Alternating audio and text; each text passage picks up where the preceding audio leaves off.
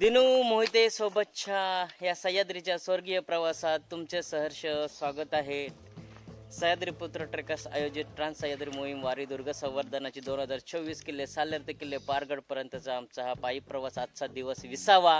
आम्ही आता सुरुवात करतोय घोळ गावातून पुढच्या प्रवासाला सुरुवात करतोय.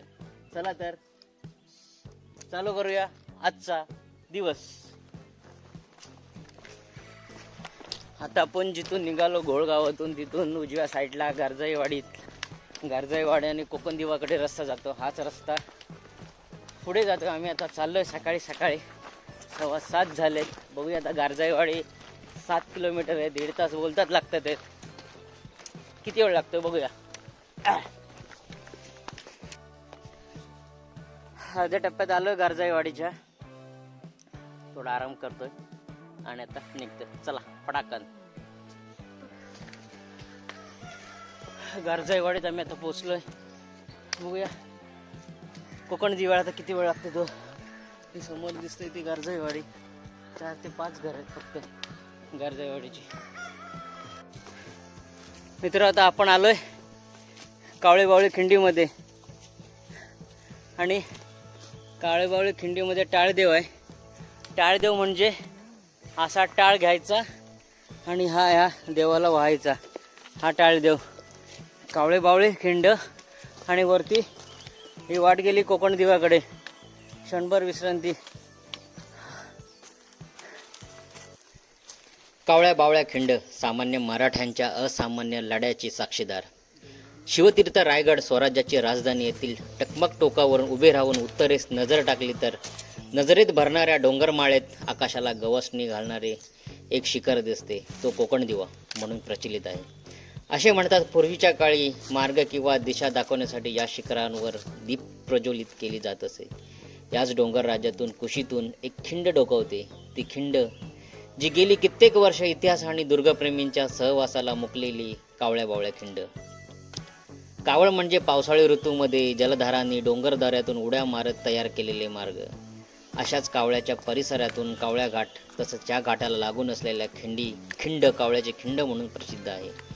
या खिंडीच्या पश्चिमेला असलेला बावळ्या गाव या खिंडीला कावळ्या खिंड म्हणून ओळखतात. परंतु स्थानिकांच्या सांगण्यावरून कावळ्याची खिंड ही केवळ कावळ्या घाटाच्या हद्दीतच येते. इतिहासाची सुवर्ण पाने चाळताना खिंड हा शब्द ऐकण्यात किंवा वाचण्यात आला की डोळ्यासमोर उभी राहते ती नरवीर बाजीप्रभू देशपांडे यांच्या रक्ताने पावन झालेली पावन खिंड. त्याचबरोबर प्रतापराव गुजर व त्यांच्या 6 रणमर्द सहकार्याने लढवलेली नेश्रीची खिंड किंवा शिवरायाने कर्तबल खानाची फजिती केलेली उमर खिंड. अशा अनेक खिंडी रणक्षेत्र अजूनही इतिहासाच्या पाना आड लपलेली आहेत. कुणीतरी येईल तिथे घडून आलेला रक्तरंजित इतिहास उलगडेल. त्या अनमोल त्यागाची जाणीव विश्वाला करून देईल. केवळ या आशेने अशाच धारातीर्थीपैकी दुर्गेश्वर रायगड नामक तीर्थक्षेत्राच्या दर्शनाने पावन झालेली कावळ्याची खिंड. हिंदवी स्वराज्याची राजधानी असलेल्या रायगडच्या छायेत उत्तर दिशेला विसावलेल्या सांदोशी गावातून थेट कोकण दिवा या ठिकाणी जायचे असल्यास कावळ्या खिंडीतून जावे लागते. शिवकाळात याच सांदोशी गावात मोठी व्यापारी पेठ होती असा उल्लेख सापडतो. तसेच समोर दिसणाऱ्या कावळ्या घाटातून जाणारा मार्ग हा रहदारीचा होता. महाडच्या बंदरात जलमार्गाने आलेला माल बैलांच्या मदतीने व्यापारी पेठेत तिथून घाटमार्गाने वर घाटीला नेला जाई. येथे होणाऱ्या रहदारीवर लक्ष ठेवण्यासाठी नियंत्रण ठेवण्यासाठी कोकण देवाचा वापर केला जात असे. कावळ्या घाटाला तसेच खिंडीचा वापर तसेच रहदारी लक्षात घेऊन थोरल्या स्वामी छत्रपती शिवाजी महाराजांनी मोरोपंत पिंगळेंना सांगून सुरक्षेच्या दृष्टीने सरकले नाईक सोबत असलेल्या 9 सैनिकांनी म्हणजे जिवाजी सरकेल नाईक यांची नियुक्ती केली. काहींच्या मते हे सरकले घराणे शिवकाला आधी दांडा राजापुरीच्या आत्ताचे मुरुड रायगड रामजी कोळ्यांच्या आरमार सांभाळत होते. रामजी कोळ्यांनी दिलेला सरकेल हा पदवीचा अपभ्रंश होऊन सरकले नाम पावले. तर काहींच्या मते किल्ले सर करण्यासाठी पाठायत असलेल्या मावळ्यांचा समूह म्हणजे सरकले. येथे सखोल अभ्यासाची गरज आहे. गेली कित्येक वर्ष काळाच्या पडद्या आडून लपून राहिलेल्या कावळ्या खिंड जनमानसात प्रचलित नव्हती. तेथे एका मनुष्यकुळाचा अभ्यास तर दूरच राहतो.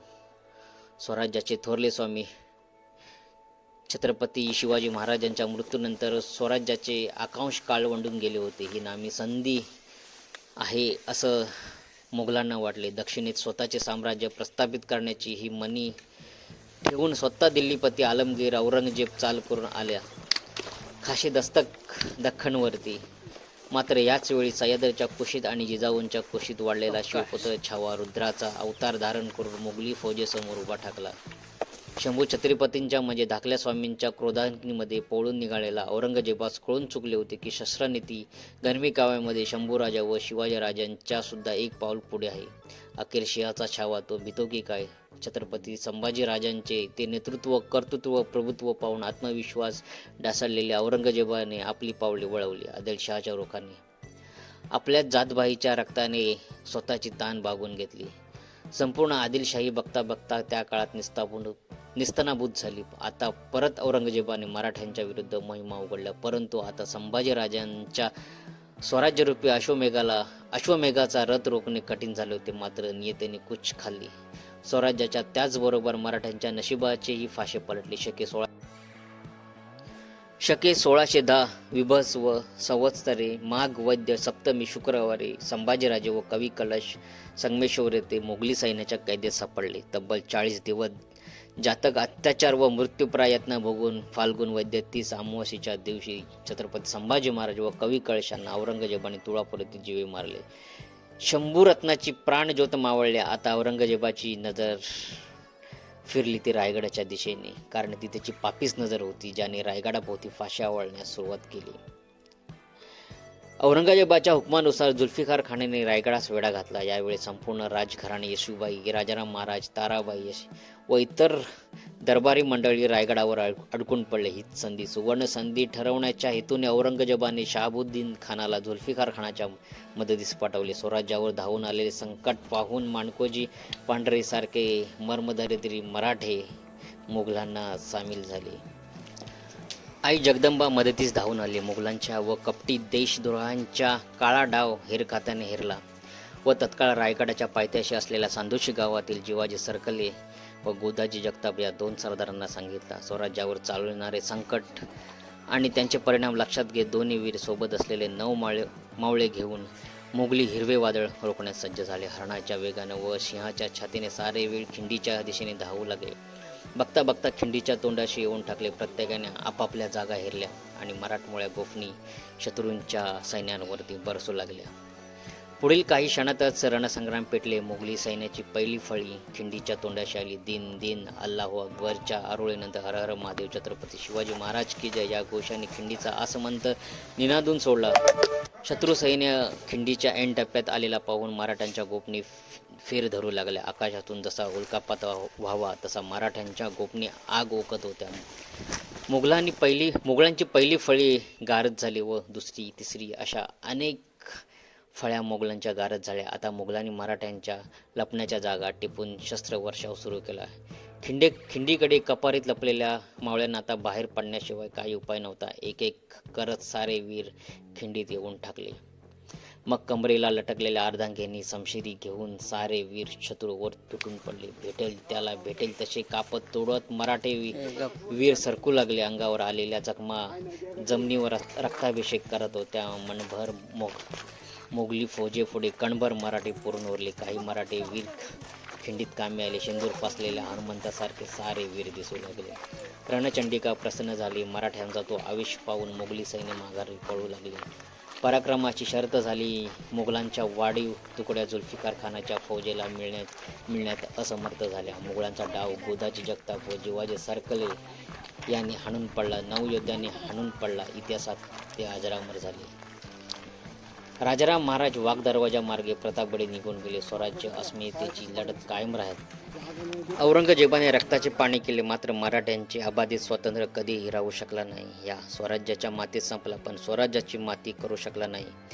गोदाजी जगताप व जिवाजी सरकेले नाईक तसेच त्यांच्या 9 ध्येय वेड्या साथीदारीने दिलेल्या अद्भुतपूर्व कावळ्या बावळ्या खिंडीतील लढतीने स्वराज्यावरील लढतीचा काय पालट केला तो समोर दिसलाच. जर खिंडीतील युद्ध प्रसंगाचे परिणाम काही उलटे झाले असते तर स्वराज्य अस्मितेचा सुवर्ण सूर्य केव्हाही मोगली रियासतीतील असताच गेला असता. हे स्वतंत्र अबाधित राहिले केवळ कावळ्या बावळ्या खिंडीतील रणसंग्रामामुळे. खिंडीत कामी आलेल्या सर्व रत्नांना शतशी प्रणाम.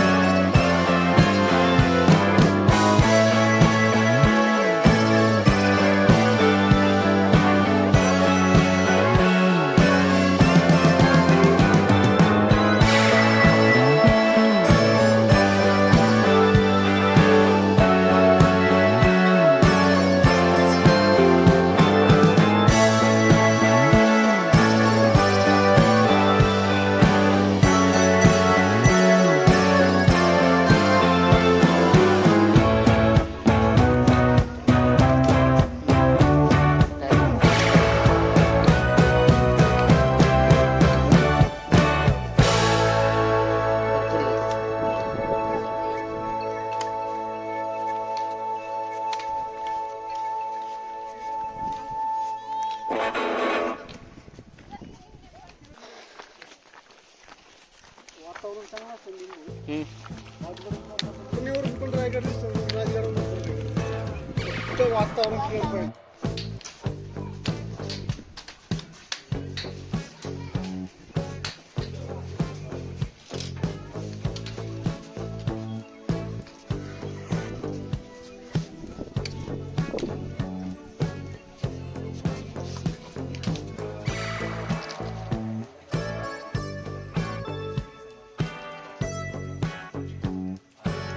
इकडे हा लिंगाणा